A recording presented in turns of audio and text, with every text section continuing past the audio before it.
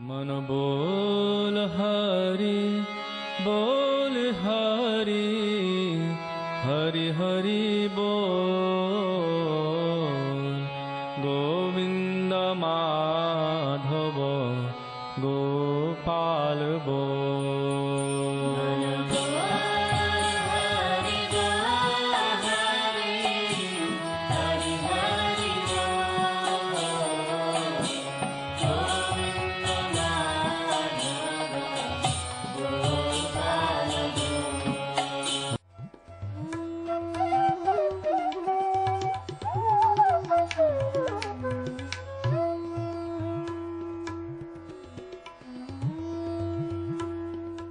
ओम विष्णुपाद अष्टोत्तर शत श्री श्रीमद् भक्ति वेदांत नारायण गोस्वामी महाराज जी का शुभ आविर्भाव सन 1921 में बिहार के बक्सर जिले में मौनी अमावस्या के दिन अर्धरात्रि में हुआ था। प्रारंभ से ही इनकी धर्म में रुचि थी। बचपन में ही उन्होंने गीता, रामायण आदि का अध्ययन किया था। संसार से अत्यंत तीव्र वैराग्य होने के कारण 25 वर्ष की आयु में ही वे गृहस्थ जीवन त्याग कर मठ में निवास करने लगे। सन 1946 में उन्होंने नित्य लीला प्रविष्ट ओम विष्णुपाद श्री श्रीमद् भक्ति प्रज्ञान केशव गोस्वामी महाराज जी से विधिवत दीक्षा प्राप्त की तथा सन 1954 में संन्यास ग्रहण किया। मथुरा में निवास करते हुए अपने गुरु की आज्ञा तथा कृपा से अनेक ग्रंथों का हिंदी भाषा में अनुवाद किया है। इनके प्रमुख ग्रंथ हैं श्रीमद् भगवद गीता, गीत गोविंद, जैव धर्म, वेणु गीत, भजन रहस्य, ब्रजमंडल परिक्रमा, श्री श्री वृहद भागवतामृतम। इन सभी ग्रंथों का English, Spanish, Dutch, French, German, Russian, Italian, Portuguese, Chinese आदि विश्व की अनेक भाषाओं में अनुवाद हो रहा है। लगभग पिछले 60 वर्षों से श्रील भक्ति वेदांत नारायण गोस्वामी जी महाराज ने भारत एवं विश्व के सभी प्रमुख देशों में शुद्ध भक्ति का प्रचार किया, अर्थात भक्ति योग की शिक्षा प्रदान की। श्रील गुरुदेव के भक्ति प्रचार कार्य से प्रोत्साहित होकर अमेरिका के ह्यूस्टन के मेयर द्वारा श्रीमान लीपी ब्राउन ने 31 मई सन 2003 को इन्हें ऑर्डिनरी सिटीजनशिप एवं गुडविल एम्बेसडर के सम्मान से विभूषित किया। सन 2003 में ध्वजाचार्य पीठ तथा विश्व धर्म संसद ने श्रील गुरुदेव को कृष्ण भक्ति, विश्व भर में सनातन धर्म के प्रचार प्रसार तथा ब्रजमंडल के संरक्षण एवं पुनरुद्धार हेतु अनेक अथक प्रयासों के लिए योगाचार्य की उपाधि से सम्मानित किया। इस प्रकार संपूर्ण विश्व में प्रेम धर्म का प्रचार प्रसार करते हुए श्रील भक्ति वेदांत नारायण गोस्वामी जी महाराज ने 29 दिसंबर 2010 को श्री जगन्नाथपुरी में अपनी भौम लीला को संवरण किया। वे अपनी दिव्य शिक्षाओं में और अपने निष्कपट आश्रित जनों के हृदय में सर्वदा विराजमान हैं। सबसे पहले मैं अपने गुरुदेव नित्य लीला प्रविष्ट ओम विष्णुपाद अष्टोत्तर शत परिवर्जिकाचार्य श्री श्रीमद् भक्ति वेदांत नारायण गोस्वामी महाराज जी के चरणों में प्रणाम करता हूँ। नित्य लीला प्रविष्ट ओम विष्णुपाद अष्टोत्तर शत परिवर्जिकाचार्य श्री श्रीमद् भक्ति वेदांत स्वामी शीला प्रभुपाद के चरणों में प्रणाम करता हूँ। अपने परम गुरुदेव नित्य लीला प्रविष्ट ओम विष्णुपाद अष्टोत्तर शत परिवर्जिकाचार्य श्री श्रीमद् भक्ति प्रज्ञान केशव गोस्वामी महाराज जी के चरणों में प्रणाम करता हूँ।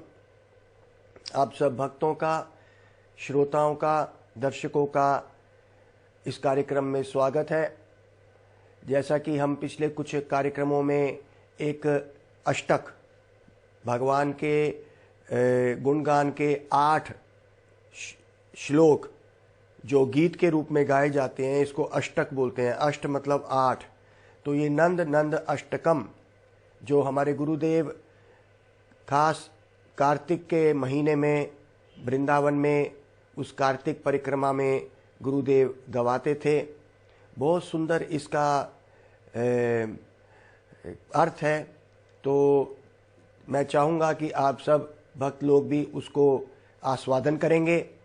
तो जिस तरह कि हम पहले 3 श्लोक ले चुके हैं, 2 श्लोक ले चुके हैं, आज हम तीसरा और चौथा ले सकते हैं। तो समय के हिसाब से हम देखेंगे। तो ये नंद अष्टकम जो है वो इस तरह से है। सुचारु वक्त्रमण्डलं सुकर्णरत्नराजितं रत्नकुण्डलं सुचर्चितङ्गचन्दनं नमामि नन्दनन्दनं सुदीर्घनेत्रपङ्कजं शिखिशिखण्डमूर्धजम् अनङ्गकोटिमोहनं नमामि नन्दनन्दनं सुनासिकाग्रमौक्तिकं स्वच्छन्ददन्तपङ्क्तिकं नवम्बुधङ्गचेक्कनं नमामि नन्दनन्दनं करेण वेणुरञ्जितं गतिकरेन्द्रगञ्जितं दुकूलपेतशोभनं नमामि नन्दनन्दनं नमामि नन्दनन्दनं नमामि नन्दनन्दनं नमामि नन्दनन्दनं नमामि नन्दनन्दनं। तो मैंने 4 श्लोक गाए हैं, जिसमें मैं 2 का वर्णन कर चुका हूं पूर्ण रूप से, विस्तार से, जिसमें उन्होंने कहा कि नंद नंदन भगवान स्वयं कृष्ण नंद महाराज के पुत्र हैं और उनका चेहरा बड़ा सुंदर है और उनके हर अंग से चंदन जैसी खुशबू आ रही है। सुदीर्घ नेत्र पंकजम, उनके नेत्र पंकज मतलब कमल के समान सुंदर हैं और ऐसे हजारों हजारों काम देवता भी उनकी सुंदरता को देख के मोहित होके बेहोश हो सकते हैं, हो जाते हैं। अनंग कोटि मोहनम, अर्थ इस संसार में आप देखते हैं कि काम जो भोग वासना है वो चल रही है, मैथुन चल रहा है, इसके देवता हैं कामदेव। और वो भी कौन से कामदेव?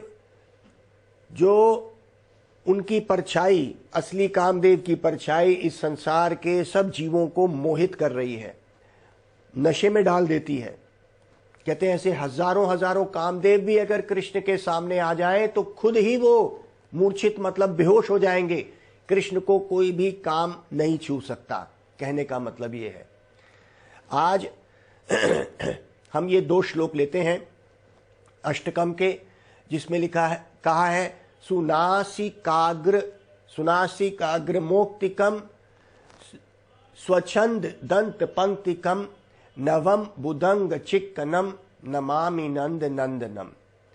देखिए यहाँ पे कहा गया है कि भगवान की नासा के ऊपर, नाक के ऊपर एक बहुत सुंदर मोक्ति का एक वो बना हुआ है, जिसको कह सकते हैं कि रत्न जड़ा हुआ है। माँ यशोदा अपने प्रेम से कृष्ण को सजाती है और उनकी जो अंग की जो कांति है, जो लिश्कारा है, जो रिफ्लेक्शन है, वो नए आसमान में आए हुए नए बादल के रूप में, जिसको कहते हैं श्यामल रंग, उस बादलों का रंग है उनका। कहते नवम बुदंग चिक्कनम, मैं ऐसे नंद महाराज के पुत्र कृष्ण नंद नंदन को नमस्कार करता हूं।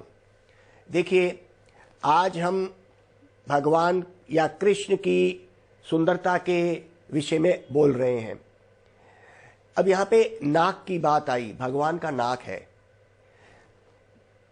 भगवान का अंग है, इसलिए उस अंग शरीर का रंग नए बादल जो अभी बारिश करने वाले हैं, जो नए नए श्यामल रंग के बादल हैं, वैसा उनका रंग है।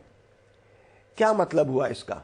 जो ब्रह्मवादी, या पहली बात तो हम करें एक स्तर से, जो इस संसार में भोगी और कर्मी लोग हैं, उनको इन चीजों से कोई मतलब नहीं है, उनको कोई अर्थ नजर नहीं आता। वो कहते हैं ये कुछ भावुक लोग हैं, इनको असली जीवन का लक्ष्य है कमाओ, खाओ और मजे करो और जीवन यही है। ये हो गए भोगी लोग जो इस संसार के भोग में लिप्त हैं। सुबह उठते हैं और उनकी दौड़ शुरू होती है भोग वासना के लिए, उसके लिए क्या नहीं करते वो, और उसके बाद शाम को आके वो सोते और मैथुन करके अपने जीवन को गुजारते हैं।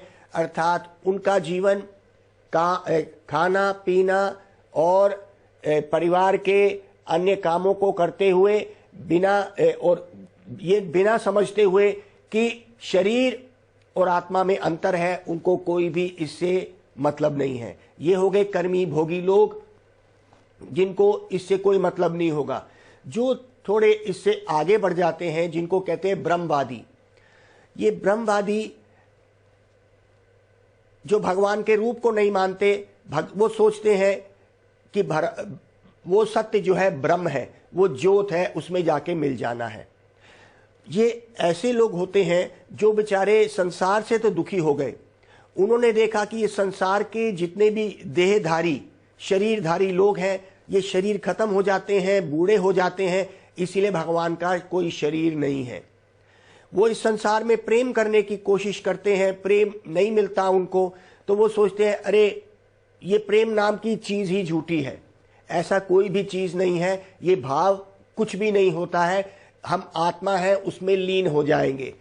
क्योंकि उन्होंने इस संसार में देखा नहीं, तो वो भगवान के भी उस धाम को नकार देते हैं, कहते हैं वो हो ही नहीं सकता, क्योंकि अगर शरीर होगा तो वो मृत्यु हो जाएगी, और अगर प्रेम हमने देख लिया तो प्रेम भी आखिर में निरस या झूठा होता है।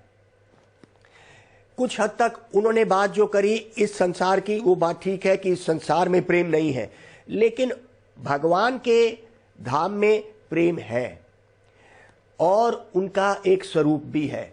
जैसे मैंने आज बताया, सुनासिकाग्र मैया बड़े ही प्रेम से कृष्ण के नाक में एक रत्न मोक्ति, एक सुंदर रत्न डाल देती है कि मेरा बच्चे को कहीं नजर ना लगे, और उसका श्रृंगार करती है। इसका प्रेम का अर्थ है। तो सुनासी का अग्र, नाक के आगे ये रत्न होता है मैया के श्रृंगार के कारण, और कहते हैं कि उसकी क्या नाक नहीं होगी? जो भगवान परम है उसकी नाक नहीं होगी। ब्रह्मवादी तो यही कहते हैं, क्योंकि उन्होंने ये पूरे शरीर को कह दिया कि ये भगवान का शरीर हो नहीं सकता, क्योंकि शरीरों की कथा हम देख चुके हैं इस संसार में। क्या जिसका भी शरीर होता है वो एक दिन खत्म हो जाता है, तो भगवान का शरीर कैसे खत्म हो सकता है? यही बात हम कर रहे हैं कि भगवान का शरीर है और वो कैसे खत्म हो सकता है, क्योंकि वो 5 तत्वों का नहीं बना होता, इसीलिए उनका शरीर दिव्य है। वो इसीलिए भगवान भगवद गीता में क्या कहते हैं?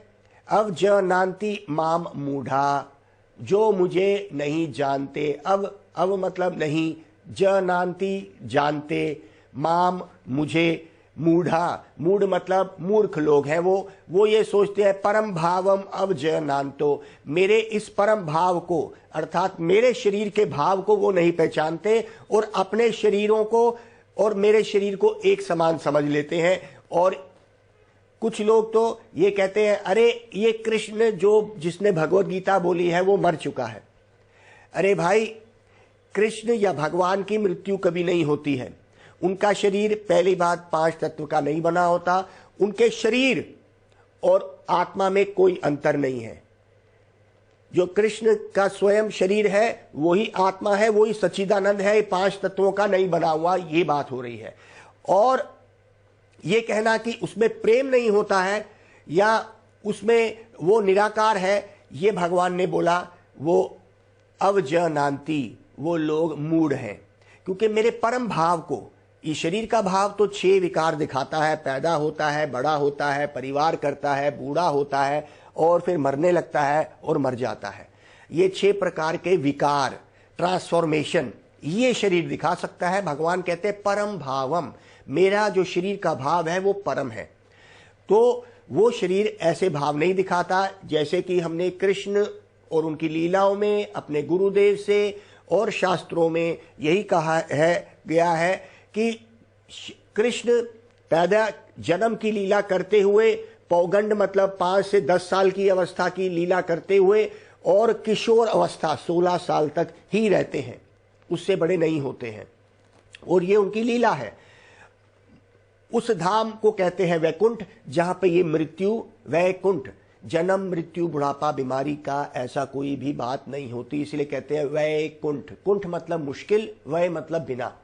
तो ये वैकुंठ के कृष्ण की बात हो रही है। यहां पे बोला सुनासिकाग्र मोक्तिकम, मैया बड़े सुंदर रूप में कृष्ण के नाक पे लगाती है। एक बात हम इन ब्रह्मवादियों से भी पूछ लेते हैं आज। भोगवादी जो इस संसार के भोग विलास में पड़े हैं वो तो सुनते ही नहीं है, वो तो खाने पीने सोने की दौड़ में लगे हैं। दूसरे प्रकार के लोग जो होते हैं वो ब्रह्मवादी, और तीसरे प्रकार के होते हैं परमात्मावादी। फिर आते हैं भक्त। तो अभी हम बात कर रहे हैं ब्रह्मवादियों की। हम ये पूछते हैं, इस संसार में आपने गुलाब का फूल तो देखा है, देखा है ना, कितनी अच्छी खुशबू है। ये खुशबू किसने भरी होगी? उसने ये देखा होगा कि ये कितनी खुशबू अच्छी होगी, तो उसने उस गुलाब के फूल में डाली होगी। कितना सुंदर रंग होता है, कई तरह के गुलाब के फूल होते हैं, लाल होता है, नीला भी होता है, और कई रंगों का आता है गुलाब का फूल। गहरा रंग का भी होता है। तो कहते हैं उन पंखड़ियों को किसने सजाया होगा? देखिए, एक पंखड़ी दूसरी पंखड़ी के साथ कैसे बंधी हुई है, और उसमें कितनी खुशबू भी होगी। तो जिसने ये करा होगा, जो ओरिजिनल मास्टर है, जो इस संसार को बनाने वाला है, तो उसकी नाक होगी तो उसने सूंघा होगा ना, तभी तो उसमें खुशबू भर दी। इतनी सुंदर रूप में उन पंखड़ियों को उस गुलाब की पंखड़ियों में सजाया होगा, उसकी आंख भी होगी। लेकिन यहां पे ब्रह्मवादी लोग इस बात को कहते हैं, अरे ये प्राकृति है, ये प्रकृति करती है, आप बीज डालो तो फूल आता है। तो मैं ये पूछता हूं, क्या ये अपने आप होता है? भगवान ने दूसरे ही अध्याय में बोला, प्राकृते क्रिया मनानी गुणई कर्माणि विभाग से अहंकारा विमूढ़ात्मा कर्तारमिति मान्यते। प्राकृते क्रिया, ये मेरी प्रकृति, ये प्रकृति कर रही है। क्रिया मनानी, ये प्रकृति मेरे ही, ये प्रकृति करवा रही है। प्राकृते क्रिया मनानी गुणई कर्माणि विभाग्य से, और ये प्रकृति 3 गुणों में बटी हुई है, सत्वगुण, रजोगुण और तमोगुण। ये संसार में लोग भ्रमित हैं, सत्वगुण में, रजोगुण में अपने काम काज में, तमोगुण में शराब पीने में, सत्वगुण में कोई गरीब की मदद करना, ये सब सत्वगुण के कार्य हैं। मयाधक्षेन प्रकृति, भगवान ने बोला ये प्रकृति ये मेरी है और मेरे अनुगत्य में काम कर रही है। तो कहते हैं जो ब्रह्मवादी है वो तो इस बात को सोच रहे हैं कि अपने आप कर रही है, या ये ब्रह्म ज्योत में बुद्धि है क्या? उस लाइट में बुद्धि है या आंख है? अगर उस लाइट के पीछे आप जाएंगे, भगवान ने बोला कि उसका लिश्कारा मेरे से आ रहा है। भगवत गीता, सुनासी काग्र मोक्तिकम स्वच्छंद दंत पंक्तिकम। अरे भगवान के बड़े सुंदर दांत है, स्वच्छंद दंत पंक्तिकम। उन दांतों में से इतनी लिश्कारा आ रहा है, हजारों चांद के लिश्कारों जैसा। एक बात बताइए, कृष्ण के अगर भगवान के दांत की यहां पे चर्चा करी गई, अर्थात जब उसका रूप है तो उनके दांत भी होंगे, तो वो किस काम आते हैं? खाने के काम आएंगे ना। उनका खाना और आपके खाने में अंतर है।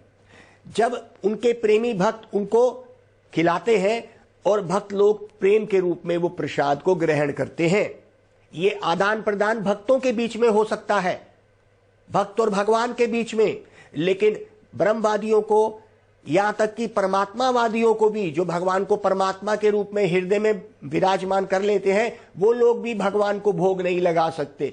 जैसे कि मैं बार बार इस बात को करते आ रहा हूं। सुनासी काग्र में भगवान के नाक के वर्णन किया गया, मैया उसको सजा रही है, इसका वर्णन करा गया।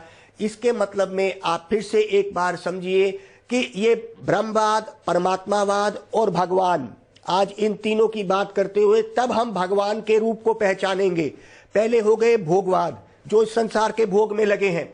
दूसरे प्रकार के लोग हो गए ब्रह्म, जो इस संसार को तो जगन मिथ्या बोल देते हैं, झूठ बोल देते हैं, ब्रह्म सत्य बोलते हैं कि वो ब्रह्म ज्योत जो है वो सत्य है। ये लोग बड़े दुखी होकर संसार को छोड़ते हैं। वो ये कहते हैं क्योंकि इस संसार में कोई प्रेम नहीं है, प्रेम अगर है भी तो धोखे के नाम पे प्रेम होता है, क्योंकि उन्होंने धोखा खाया हुआ है। फिर उन्होंने रूप देखते हैं संसार के लोगों का, शरीरों का, वो खत्म होके मृत्यु में मिट्टी में मिल जाता है, तो कहते हैं कि उसमें वो रूप होगा ही नहीं, तो वो निराकार ब्रह्म, निर्विशेष ब्रह्म ज्योत के रूप में उसको कहने लगते हैं।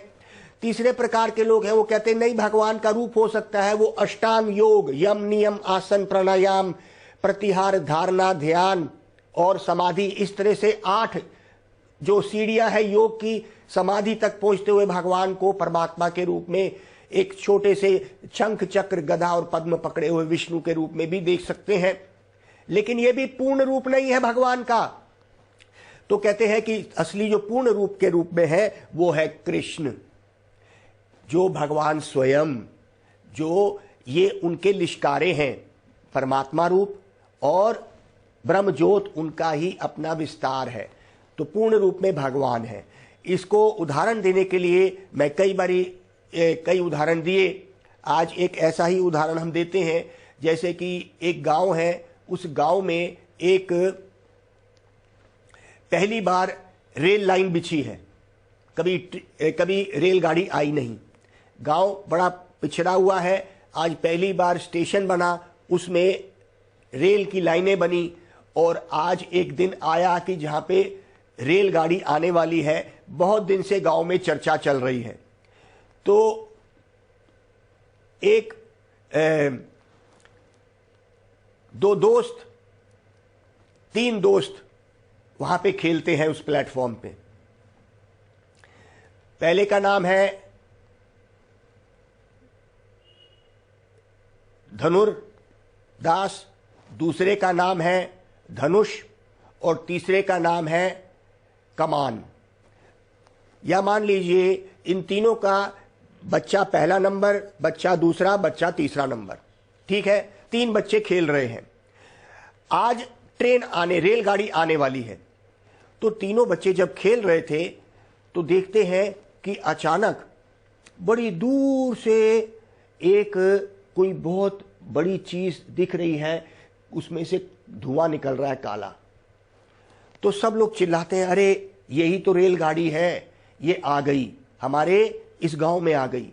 तो पहला बच्चा अपनी माँ के पास जाता है अपने घर पे और माँ को बोलता है, अरे माँ, मैंने आज रेलगाड़ी देखी। वो रेलगाड़ी कैसी थी? वो रेलगाड़ी काला धुआं छोड़ती है और छोटा सा काला काला सा लगती है। तो माँ ने कहा, अच्छा इसको रेलगाड़ी बोलते हैं? बच्चे ने कहा, पहले बच्चे ने, हाँ माँ।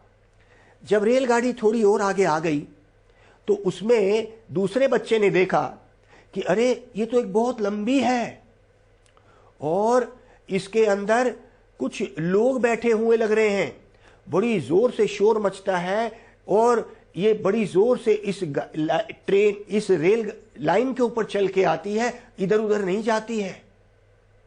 तो दूसरा बच्चा भी भागता है अपनी मां को बताने के लिए। तो वो क्या बोलता है, मां, जो रेलगाड़ी होती है ना, वो क्या होती है? वो एक बहुत लंबी होती है, उसके अंदर लोग बैठे होते हैं और उसमें सीटी बजती है और वो रेल लाइन के ऊपर चलती है, इधर उधर नहीं जाती है। ये दूसरे बच्चे ने कहा अपनी मैया को आके। जो तीसरा बच्चा अभी प्लेटफॉर्म पे खेल रहा था, उसने देखा रेलगाड़ी आके रुकी, उसको एक चलाने वाला था, उसमें कई ऐसे मुसाफिर थे जो उतरे और इस गांव के ऐसे कई लोग थे जो उनसे गले मिले और वो रेलगाड़ी आगे चली। जो तीसरा बच्चा था वो थोड़ा धैर्य रखता था। उसने क्या किया, जब ये सब देख लिया फिर वो भागा अपने घर और वो अपनी माँ को बताने लगा, माँ रेलगाड़ी क्या होती है, देखो वो बहुत लंबी होती है, उसमें बहुत लोग होते हैं, अपने घरों से चल के अपने रिश्तेदारों को मिलने आते हैं। उसमें एक ड्राइवर भी होता है और वो आके रुकती है, उसमें बड़े डब्बे लगे होते हैं, वो लोहे की बनी होती है, उसमें बहुत लोग उतरते हैं और अपने घरों से चल के अपने रिश्तेदारों के घर पे पहुंचते हैं। अब आप बताइए, क्या ये तीनों बच्चे जो अपने घर गए थे भाग भाग के, जैसे कि पहला बच्चे ने कहा कि माँ वो एक गाड़ी होती है जो छोटा सा काला सा लगती है और धुआं निकल रहा होता है, उसने इतना ही देखा और चल पड़ा। दूसरे बच्चे ने क्या देखा कि रेलगाड़ी और आगे आई, बड़ी लंबी होती है, उसमें लोग बैठे होते हैं और वो रेल के ऊपर ही चलती है, तो दूसरे बच्चे ने ये देखा। तीसरे बच्चे ने धैर्य रखा, शांति रखी और देखा कि वो रेलगाड़ी रुकी, उसमें ड्राइवर था, उसमें बहुत सारे लोग थे और वो उतरे और अपने रिश्तेदारों से मिले और गले मिलके फिर वो अपने अपने घरों में गए। तो तीनों बच्चों ने अपनी माओं को जाके ये खबर दी। तो ये बताइए कि क्या तीनों बच्चे ठीक थे या नहीं? तीनों बच्चों ने अपने ज्ञान के मुताबिक अनुसार उन्होंने अपनी मैया को रेल की खबर दी। तीनों गलत है क्या? तीनों ठीक है, अपने ज्ञान के जितना ज्ञान है उस ज्ञान से उन्होंने अपनी मां को खबर दी कि रेल क्या होती है। तीनों ठीक है, लेकिन तीनों की जो सबसे ज्यादा ज्ञानी है वो तीसरा है, क्योंकि वो तीनों को जान रहा है, क्योंकि उसने पहले दर्जे को भी देखा, उसने दूसरे गाड़ी को भी आते देखा जो दूसरा बच्चा चला गया, और उसने खुद देखा कि वो रेलगाड़ी रुकी, उसका मकसद क्या था, ये सब उसने देखा। ये हो गए ब्रह्मवाद हो गया पहला बच्चा, जो ब्रह्म भगवान को अपूर्ण रूप में ज्ञान रूप में ही जान सकता है। दूसरा बच्चा परमात्मावाद, और तीसरा बच्चा जो ज्ञान ले लिया वो है पूर्ण भगवान का। तो उसको कहते हैं कि भगवान को तीन रूपों में जान सकते हैं। जो भक्त लोग इन सब जगहों से निकल के भगवान की भक्ति करनी शुरू करते हैं, भगवान को पूर्ण रूप से जानते हैं, वो ही पूर्ण ज्ञान में होते हैं और उनका प्रेम इतना बढ़ जाता है क्योंकि भगवान का रूप दे सकते हैं। रूप से क्या होता है कि भगवान की आंख, नाक और भगवान को अपने हाथों से बनाया हुआ पकवान भी खिला सकते हैं। वो कहेंगे अरे भगवान कैसे खाएंगे, वो कभी भूखे हो सकते हैं? हाँ, भगवान भूखे हो सकते हैं, प्रेम के भूखे हैं भाई, वो प्रेम से पकड़े जाते हैं। तो भक्त लोगों के पास, जो ब्रह्मवादियों के पास प्रेम नहीं है, जो परमात्मावादियों के पास तपस्या है, ब्रह्मवादियों के पास सिर्फ ज्ञान है, और जो भक्तों के पास प्रेम है, उससे भगवान पकड़े जाते हैं। तो यहाँ पे ये श्लोक कहता है सुनासी काग्र मोक्ति कम। वो मैया भगवान के श्रृंगार करती है, रत्न जड़ती है नाक के ऊपर और सुंदर उनके शरीर को सजाती है। तो कहते हैं सुनासी काग्र मोक्तिकम स्वच्छंद दंत पंक्तिकम। बड़े अच्छे दांत उनके हैं, बड़े सुंदर वो लगते हैं और अपने भोगों को जो भक्त देते हैं वो पाते भी हैं। इसीलिए आज हम उस भगवान के ज्ञान को समझते हुए और प्रेम को समझते हुए प्रेम पूर्वक भगवान का नाम मंत्र जपेंगे, जिससे कि हम इन कथाओं के अंदर प्रवेश करें, इस अष्टकम को समझ सकें। तो आइए बोलिए हरे कृष्णा कृष्णा कृष्णा हरे हरे, हरे राम राम राम हरे हरे। गौर प्रेमानंदे हरि हरि बोल। मन बोल हरि बोल हरि, हरि हरि बोल। गोविंद माधव गोपाल बोल।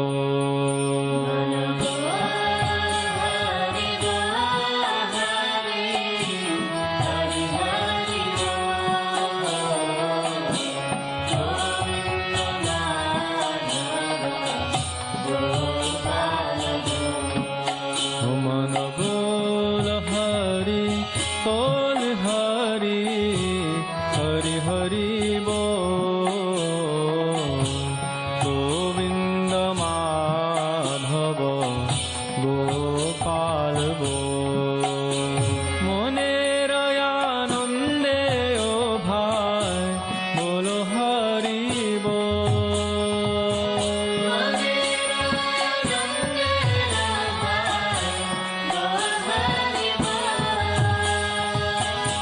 जनमे जनमे सुखे